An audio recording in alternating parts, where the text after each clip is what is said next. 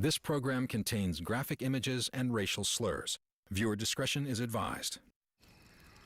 They are America's oldest terrorist group. We can be very violent and we can be very deceptive, and we will do whatever we have to do to survive. Once believed to be a relic of the past, we are the Ku Klux Klan. Today, the Ku Klux Klan is reawakening, fueled by fear and rage against the changing face of America. Stop this Latino invasion now! Some Klan factions are joining forces with other violent white supremacists, taking up arms and transforming into a modern militia in a desperate fight to preserve centuries of white rule in America. I hate race traitors, Jewish people, anybody that's not a pure of the white race. Travel inside the secretive and deadly world of the Ku Klux Klan as we unmask the new face of American terror.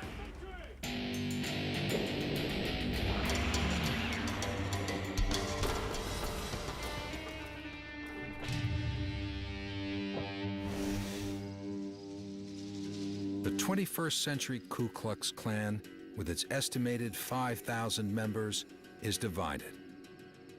Klansmen who believe they uphold traditional Klan values are using political issues to push their white supremacist agenda into the mainstream, hiding their hate behind Christian values.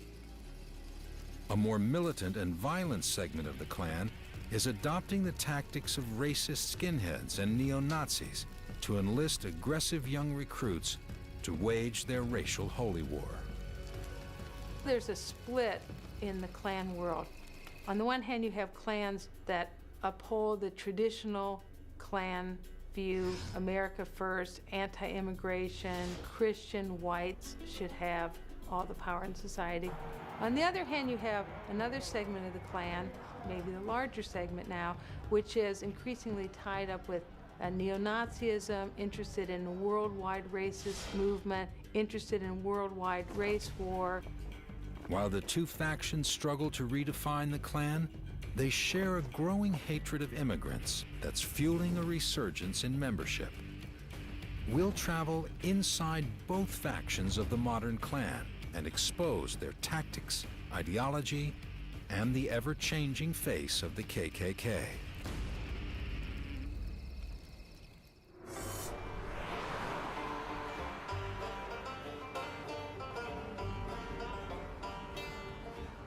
Dawson Springs, Kentucky.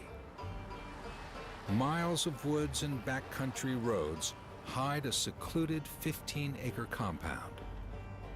It's headquarters to one of the most active militant Ku Klux Klan enclaves in the United States, the Imperial Klans of America, or IKA. Although they don't divulge membership numbers, they have at least 23 chapters in 17 states. Convinced they're closely monitored by law enforcement, IKA members are extremely suspicious of outsiders. They have offered our camera crew a rare glimpse into the inner workings of their dangerous organization. Inside's clean. Armed guards looking for hidden explosives or weapons search everyone who enters or leaves the premises. This is actually for everybody's sake. He's clean. Well, there's always the potential for incidents. You guys are good to go. Thank you very much. Welcome to the IKA. The IKA is one of the leading groups pushing the Klan in a new direction. Instead of holding political rallies and marches, they are trading in their robes for combat fatigues. I believe that we're more of a survivalist and a militant, more militant than any Klan organization in America today. We can be very violent and we can be very deceptive, and we will do whatever we have to do to survive. Hardcore Klan groups like the IKA have joined forces with racist skinheads, neo-Nazis, and other violent white separatists. This break with Klan customs has fueled the anger of traditional Klan groups. Well, you have a lot of Klan groups that were political through the years, some that did things in violence in the 60s. You had the David Duke Klan, the media Klan. We're the new era because we unite all of our people instead of divide them. We stand basically with a lot of groups that other groups don't. Most Klan groups hate me. They hate me with a passion because I have swastikas on my arms, SS, I have Nazi tattoos. These Klan groups are calling for a worldwide violent uprising in defense of the race. Some of the Klan groups have adopted this racial holy war idea, which they've gotten from various neo-Nazi groups. That's the idea that a race war is coming, a war of whites against all non-whites. And it's also the idea that a race war is welcome and maybe should be encouraged, that sort of a cataclysmic, apocalyptic war of races against each other would end up with the whites on top. Klansmen, regardless of their tactics, share a hatred for blacks and all people of color, homosexuals, Catholics, and Jews. They fear these groups are breeding whites out of existence. We do not like seeing mixed children, but if you can have all this race mixing, this interracial dating and mating, it waters down the bloodline. Those children are not white, they are not non-white. They are a mix. We call them mongrels. That does it, huh? Virtually across the board, look at these Klan groups. They talk about white people as the quote-unquote most endangered species in the world. We're being outbred and destroyed by, sort of the colored attackers. I think to any person with their sort of head screwed on, it's ludicrous. The Klan fears immigrants will push whites into the minority. Well, the Mexicans is making us relevant. This Mexican invasion. That is one of the hottest subjects we have. And it's going to need the Klan in order to try to save this country. White power! White power! Latinos are replacing blacks as the main target for Klan hatred. And speakers at IKA-sponsored events like Nordic Fest regularly call for action against non-white immigrants. The white race is literally surrounded by non-white hordes who want to pour over our walls, murder and rape your children, kill your wife, rape your frickin' daughters. Are we gonna stand for that, people? No! Let's send them back in boxes! According to the Southern Poverty Law Center, a group that monitors Klan activity, violent anti-immigration rhetoric from hate groups is responsible for a 35% rise in hate crimes against Hispanics since 2003. Virtually all the Klan talks about today is what's wrong with illegal immigrants. And that, in fact, is how the Klan was most successful in its earlier life as well. In the 1920s, when the Klan reached a membership of almost 4 million people, it was completely on the backs of resistance to immigration. In that case, it was Catholic immigration from Europe. The Klan began in 1865 in Pulaski, Tennessee, just after the Civil War. The defeat of the South decimated the economy and infrastructure of the southern states. The emancipation of slaves brought new rights for blacks.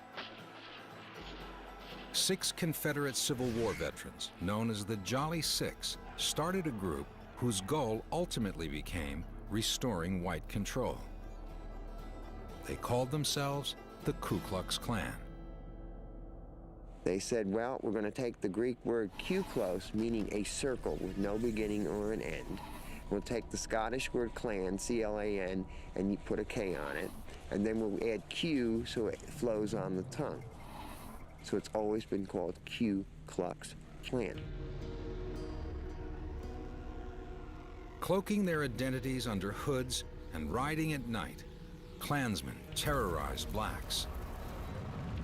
Lynching freed slaves, black politicians, and political leaders in an effort to continue black oppression.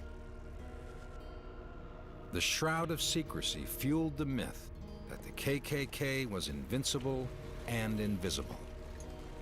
And everybody knew, but by and large, it was just sort of this invisible empire, if you will. People didn't perceive themselves to have much protection if the Klan decided to move on individuals. Plus the political power that the Klan exercised. A lot of the local white officials who were not themselves members of the Klan certainly looked to the Klan for political support. And all of these things linked together to form this horribly oppressive situation in the South. The Klan unleashed a reign of terror against blacks. The Klan's power eventually declined, but it soon expanded its list of enemies. At the turn of the 20th century, America's social landscape was changing rapidly. Urbanization, industrialization, and a massive influx of Jewish and Catholic immigrants from Europe. The Klan began a violent campaign to terrorize immigrants and exploit fears that immigrants threatened American values. By the 1920s, Klan membership was over 4 million. During the 1930s and 40s, Klan membership again declined, but the Klan experienced a resurgence during the Civil Rights era. In the 1950s, blacks began to demand an end to the Jim Crow laws in the South that legally supported racial discrimination. Seeing the civil rights movement as a threat to white rule, the Klan went on the attack. Between 1955 and 1965, Klansmen or Klan sympathizers carried out over 200 bombings and murdered 40 civil rights workers. Brutal images of Klan violence turned public opinion against the KKK.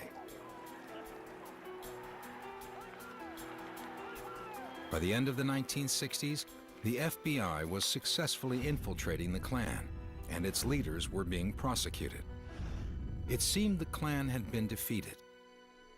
Klan membership declined from nearly 40,000 in 1961 to a low of 1,500 in 1973. But over their long history, the Ku Klux Klan has always managed to rebuild.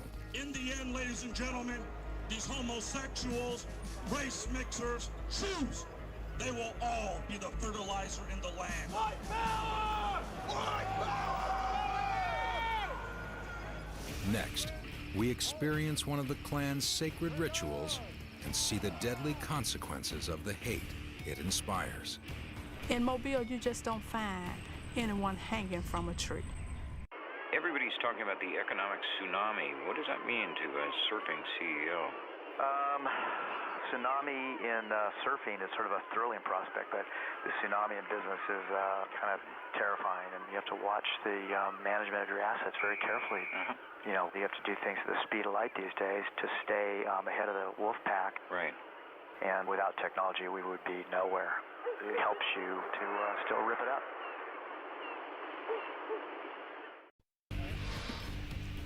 Although the modern Klan disagrees on tactics, they all revere the hoods and flaming cross. I remember the first time I went to one, got to wear the hood, the robe, and all that, just like I always dreamed of wearing one when I was a kid.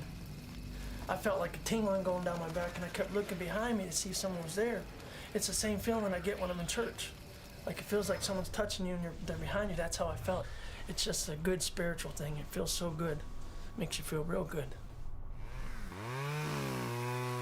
At a secret location in Mississippi, over 100 members from the various chapters of the traditional Southern Alliance of the KKK prepare for the Klan's most sacred ceremony, a cross-lighting. The group's leader, or Imperial Wizard, Jeff Jones, will preside over this evening's ceremony. We don't burn the cross, we light it. And it's a Christian ceremony. It's a cleansing ceremony, you may say.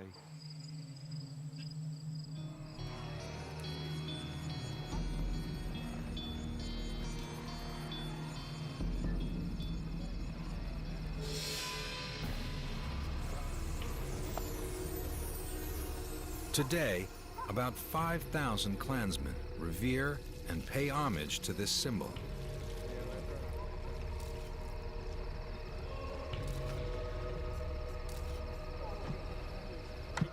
hole. There's a fella in the hole. Go in the hole. There's a hole. It's in the hole. Is everybody ready? Silence. Klansmen, do you accept the light? Klansmen, I accept the light. Klansmen, do you accept the light? Klansmen, hold. Right face. For God. For God. For race. For race. For the Ku Klux Klan. Klansmen, approach the cross. While the Klansmen hold on to the idea that their flaming cross is a Christian symbol, it has been used to terrorize blacks and other minorities for nearly a century.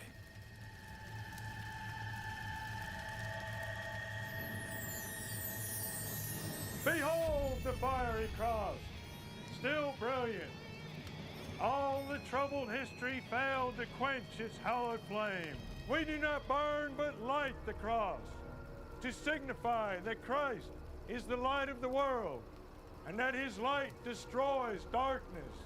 In the fiery cross we glory, neath its sacred glow. The core of the Klan, it's very important to understand, was white supremacy.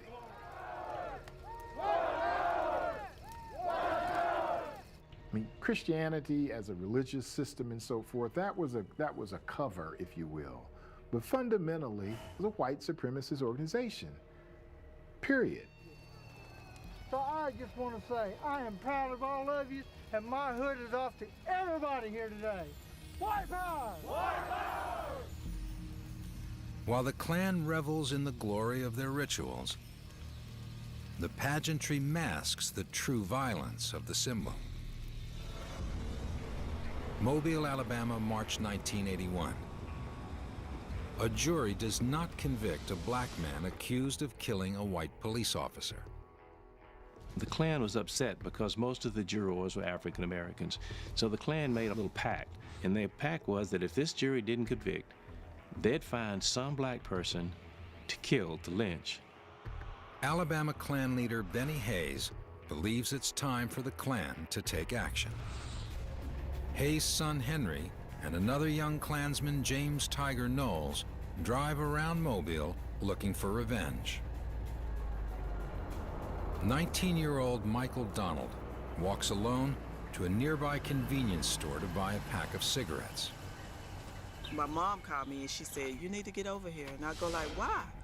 She said, "Because Michael didn't come home last night." The next morning, Donald is found hanging from a tree a few blocks from his home. And so as I pulled up on the street, I just went to screaming. I was just screaming and hollering, and it was just uncontrollable. I couldn't stop. Donald's body, brutally beaten and strangled, hangs from a perfectly tied noose. Donald's sister, Cynthia Mitchell, goes to the morgue to identify her brother. His face was blue-purple. He had blood over his face and his hair. I knew that was my baby brother, even though his face was unidentifiable. Across the street from the crime scene, Klan leader Benny Hayes stands on his front porch, watching as the police collect evidence. Ironically, the tree that he was hung in was across the street from some property owned by Benny Hayes, who was an official of the United Klans of America, one of the most notorious Klansmen in the Mobile, Alabama area at the time. The FBI and local authorities suspect the Klan, but with no solid evidence, the case stalls for over a year. The FBI keeps pressuring the Klan. Then, a United Klans of America member, Tiger Knowles, tells the FBI a terrifying story. He confesses he was with Benny Hayes' son Henry on the night Donald was lynched. He says they were on patrol that night, looking for a black man to kill to avenge the jury's verdict on the police shooting. Tiger Knowles confirms he and Hayes abducted Donald and beat and lynched the young man simply because he was black.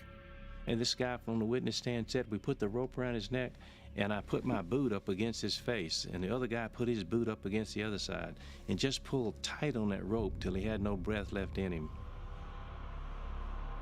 It broke my mother's heart to know that he was killed because he was a black man.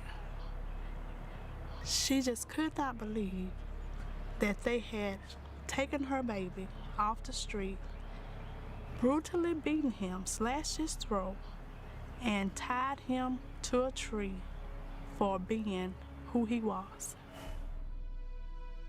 A jury sentences Henry Hayes to death. Tiger Knowles is sentenced to life in prison. Donald's family sees an opportunity to strike back at the Klan and files a civil lawsuit against the United Klans of America. The Klan published a publication called The Fiery Cross, and in it, ironically, right before this took place, was a picture of a black guy hanging by his neck. And Knowles testified that this really made him want to go out and lynch black people.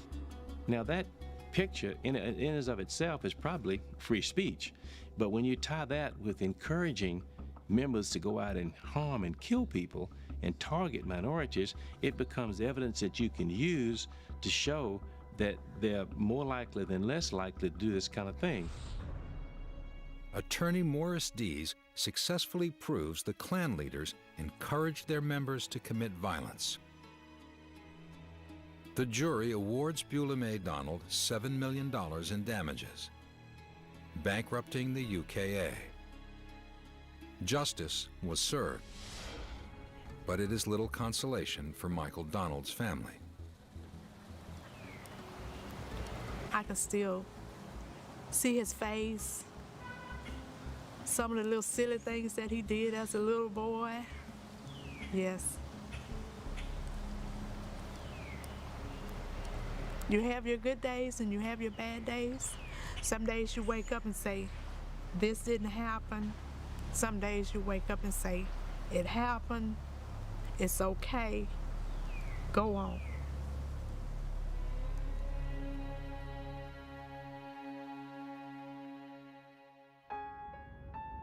Nearly 20 years later, the family successfully petitioned the residents to rename the street where their brother was lynched. The Michael Donald case provided the Southern Poverty Law Center a powerful weapon against the Klan and other white supremacist groups. The SPLC established that hate groups are responsible for the deeds of members who act according to the group's principles. It is a tactic the SPLC has used to bankrupt Aryan nations, white Aryan resistance, and other white supremacist groups. They want to take violent action to prove a point. They want to kill somebody, lynch somebody, beat somebody up, because they're not rational people. They're hateful, paranoid people. Coming up, tensions rise as a confrontation between two rival Klan factions threatens to turn violent in a Tennessee town. What's he doing here? We are dropping the event and going back to the hotel. Meeting, please. In an attempt to call attention to the immigration issue, traditional Klan groups from across the South descend on the small town of Selmer, Tennessee. The Southern Alliance of Klans is made up of traditional Klan groups from Georgia, Texas, Mississippi, Tennessee, and other states. Right, no hoods at all? No hoods at all. City ordinance, city law. I'm sorry.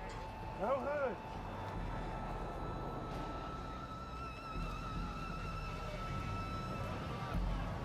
Like traditional Klans of the past, they blame African Americans and non-white immigrants for threatening white America. Georgia Knight Rider's Imperial Wizard Jeff Jones is in charge of the rally, and he lays out the Alliance agenda. They're taking your jobs away from you, people. It's harder and harder to find a job in this country. Meanwhile, the Mexicans last year sent $80 billion of U.S. currency back to Mexico. Wake up, Tennessee! Stop this Latino invasion now! Speaking of illegal immigration. I was born here! It's an explosive date for a Klan event. The weekend marking the 40th anniversary of Dr. Martin Luther King Jr.'s assassination. Martin Luther King had a dream, but now it's all just a big scheme. I was born here, bitch. I ain't from Africa. I'm right here in the United States. The day of the rally, the mayor releases a statement denouncing the Klan, but upholds their First Amendment right to hold a rally. Selma residents are still outraged. Just don't appreciate them coming to our county, to our home, where we raise our children and bring nonsense like this into our community, where we don't feel like we have a problem. But they come and bring all of this racial hatred into our home, and it's not appreciated. We don't like it.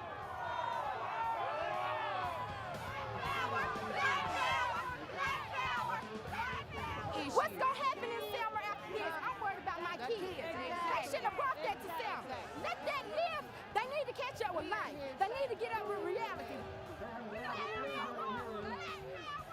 Everybody's got a right to their own say, and our job is to prevent the two sides from clashing. You know, we can sit here and shout back and forth to each other all day and then we'll get nobody anywhere.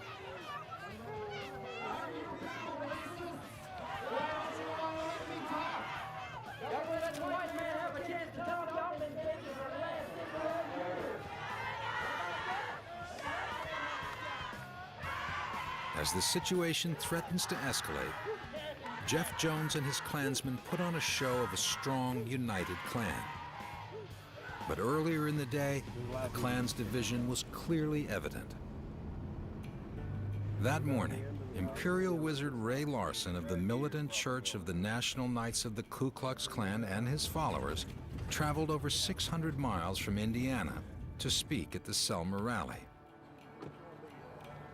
But Jeff Jones has sent out word that Larson's Klan group isn't welcome. You guys are not allowed in because this is for them. Okay. For That who? designated for the Klan. We okay. are. We are the Klan. Okay, according to this man I talked to over here, member of the Klan, he does not want you guys to protest or whatever it is that you guys are doing. You're not allowed to participate in their protest or their rally. Look, why did he just show up? He just shows up. He wasn't even invited. Yeah, I invited him 2 weeks ago. You invited him? Yeah, I invited him. The Southern Alliance is made up of traditional clans. They are strongly opposed to Nazis, white nationalists, and skinheads, and do not allow them to attend their public demonstrations or rallies. For most Klan groups, the swastika is an embarrassment for the obvious reason that, most Klansmen's daddy or granddaddy fought the real Nazis in the war. So, there's something about that symbol and that idea that is creepy even to the Klan. In the past, the National Knights had ties to skinhead and neo-Nazi groups. These people really thinking about large-scale terrorist cataclysmic violence. So some of the clans are very pulled to that side, pulled into alliances with neo-Nazis who are involved in that kind of organization and kind of thinking.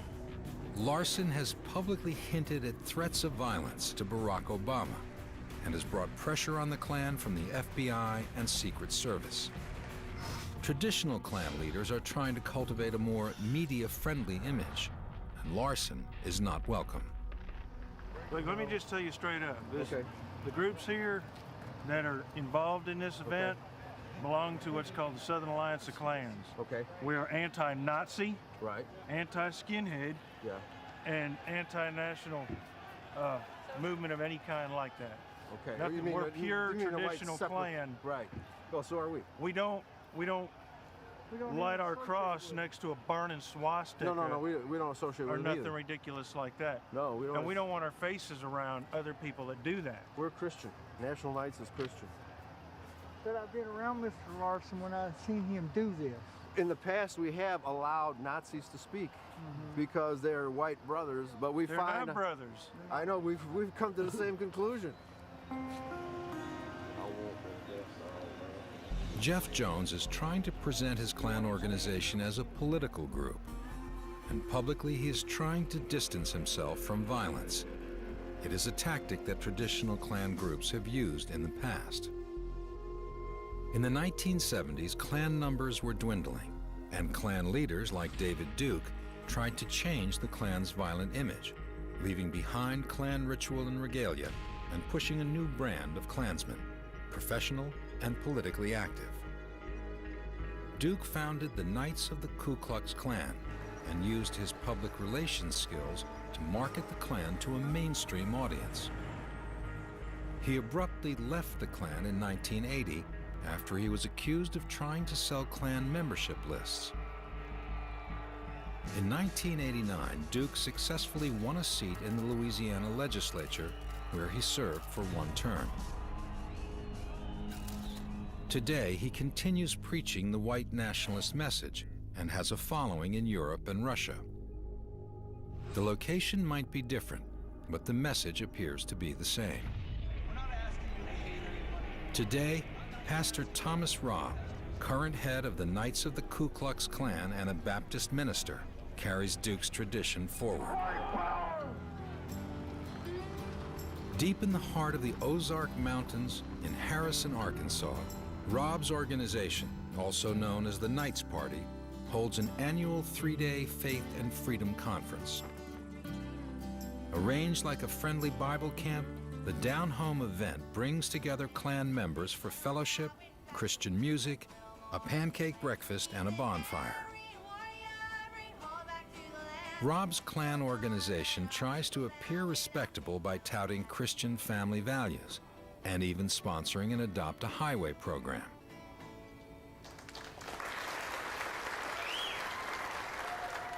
Robb presents a kinder and gentler Klan that speaks of heritage, not hate, of separation and not supremacy. I don't consider myself a hater, and I don't hate black people, I don't hate Mexicans, I don't hate anyone, but I do love my heritage, I do love my culture. We were surrounded by wonderful African Americans. You're not going to hear the N-word out of me? No, sir, way. We're separatists, and I think we want to preserve our culture and heritage. Right. Some people have asked me, so you're afraid of black culture? It isn't being afraid of their culture in the sense that we fear it, but it is a counterculture to our culture, and so therefore it's destructive to our culture. Modeling himself on David Duke, in 1992, Robb tried to run for political office in Arkansas, but met resistance from Republican Party officials.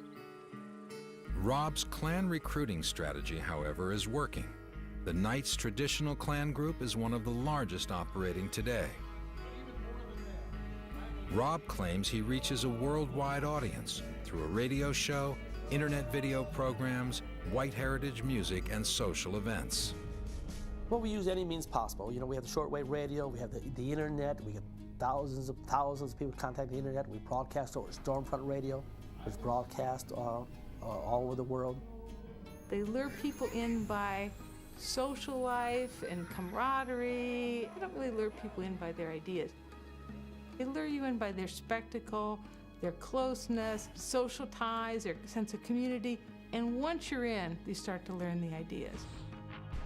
Robb's mainstream approach is at odds with more alienated Klan groups that have more dangerous, radical strategies. Groups like Ron Edwards' Imperial Klans of America. Well, we have a right to protect ourselves. We have a right to train. Our country's not going to be together forever. Look at Russia. They thought that it would never fall apart, but it has. Sooner or later, America is going to go back. History always repeats itself. There hasn't been a war here for many years. Sooner or later, there probably will be. With his growing survivalist mentality, Edwards and his IKA are beginning to resemble the militia. Next, the militant Klan goes on the attack. This program contains graphic images and racial slurs. Viewer discretion is advised. In the 1920s, the Klan's violence was targeted at individuals to send a strong message to the wider community.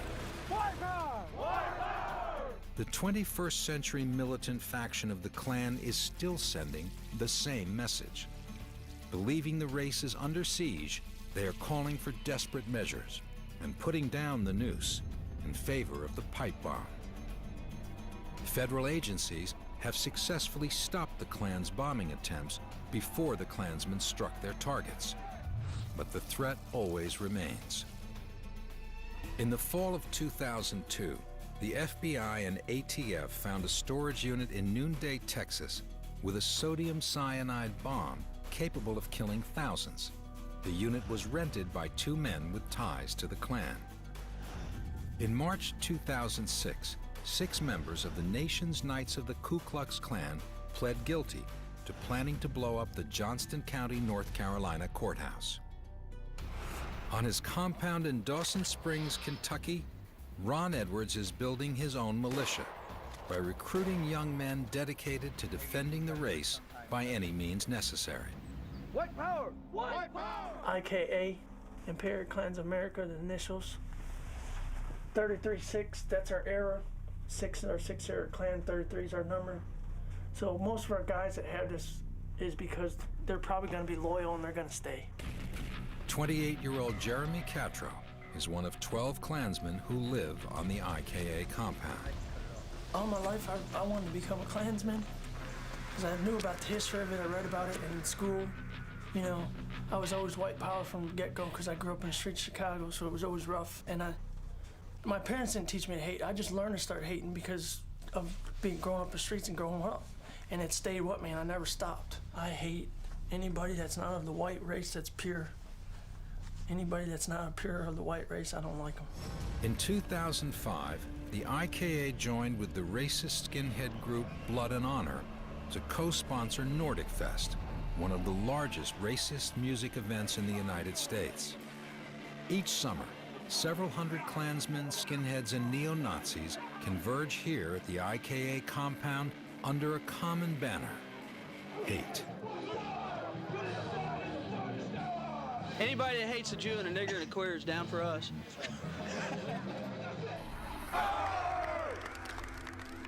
Members of the National Socialist Movement and racist skinhead organizations have joined forces with the Klan. The Nazi influence has increased the KKK's hatred of the Jews. A filthy Jew deserves nothing but death. Probably the single most important change has been the fact that these groups now have pretty much all settled on the same enemy, the Jew, or the international Jew. So, you know, the Ku Klux Klan has been Nazified, and that is true of the vast majority of radical right-wing groups out there. Edwards firmly embraces the neo-Nazis' hatred of the Jews.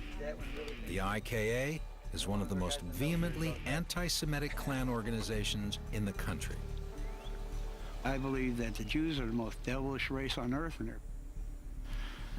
if every one was destroyed, it wouldn't bother me a bit. Would I do it? No. But would I be happy to see it done? It wouldn't bother me a bit. At Nordic Fest, racist skinheads and neo-Nazis join in on Klan cross-lighting ceremonies. Here, the cross and the swastika burn side by side. Our skinheads are more hardcore. They're ignorant. I mean, they'll see a black down the street and they'll just holler right at them. You know, they'll straight up call them a nigger. Nigger, straight up. They look for trouble. Some of them just go out looking for trouble. That's just how they are. We're not like that, though. But that doesn't mean we're not going to accept them into here. White power! But the IKA's associations with neo-Nazi racist skinheads has made for a dangerous mix.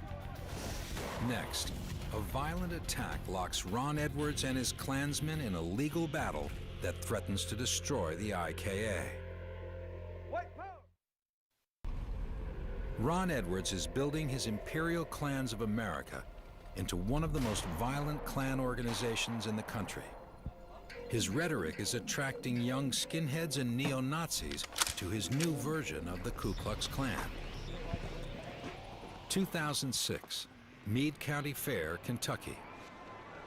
16-year-old Jordan Groover is severely beaten by two racist skinheads, Jared Hensley and Andrew Watkins, who are recruiting for an IKA event. The pair attacks him because Groover, an American, is of Panamanian descent. The attack on Jordan Groover was carried out because these guys thought he was Latino. You know, they called him a spick as they beat the living daylights out of him. And, you know, that was their sole reason for attacking this kid. You know, it's obvious to me that this is part of a trend we've been seeing for some years. Groover survived the incident, but sustained massive injuries. The Klan broke his forearm, cracked 2 ribs, and crushed his jaw. The 2 guys that got caught by the police at the scene at the fair with little Jordan laying on the ground bleeding, they said to the police officer, "Why are you arresting us? There's the illegal spick over there on the ground." And this idea of targeting spics or Latinos in this country was something that's promoted in a big way by Ron Edwards and Imperial Klans of America. White power! Through their rhetoric, through their music, and through their speeches. I don't agree with what happened. I don't condone what happened, but I don't feel bad about it. It had nothing to do with me. Well, you know, what I feel bad about is a white girl getting beaten, raped, and murdered, and nothing happening. That's what I feel bad about. Do I feel bad what happens to, say, a tiger grabs a black guy in Africa and eats him? I don't know him. I don't feel nothing for him. But when I see white children, I feel for them. That's what I feel for. Hensley and Watkins are convicted in the beating of Jordan Groover and are serving 3-year prison terms. But Morris Dees isn't satisfied. He intends to hold Imperial Wizard Ron Edwards responsible for their actions. Crucial to Dees' case is proving that IKA members were on official Klan business at the time of the beating. I wasn't there. If I was there, I would have stopped it as soon as it happened. And I've kicked out people before who've talked illegal acts because they're one of 2 things. They're an idiot or they're an informant. And I don't want either one. So basically that's it. Edwards is cautious about what he says in public. I'm very careful when I speak. So he wants me to get up there and say, "Oh, let's go out here and let's hang some niggers so he can use that against me in court." I would never say nothing like that. But if I was going to say something, I sure in the hell wouldn't put it on tape. Hate speech is protected in the United States, but inciting or carrying out specific violent acts is not.